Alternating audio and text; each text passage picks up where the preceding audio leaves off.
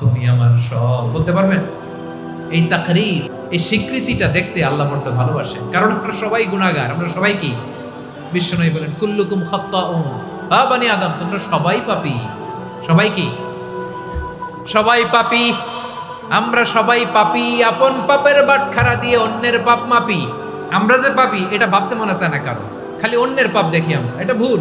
ওর এই পাপ, ও পাপী, ও জালেম, ও জাহান্নামী, এরকম একটা টেন্ডেন্সি। আমার যে কি হালাত এটার খেয়াল নাই।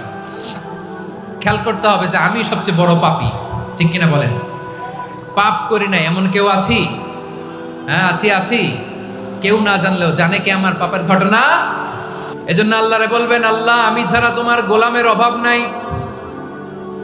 ও আমার রব, আমি ছাড়া এই জমিনের বুকে তোমার গোলামের অভাব নাই, কিন্তু তুমি ছাড়া তো আমার দ্বিতীয় কোনো রব নাই। পারবেন বলতে? পারবেন?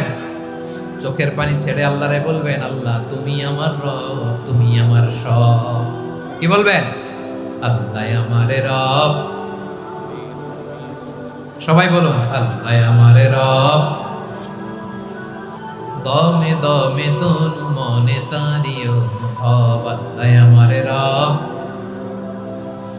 আল্লাহরে বলেন, আল্লাহ তুমি আমার রব, তুমি আমার সব।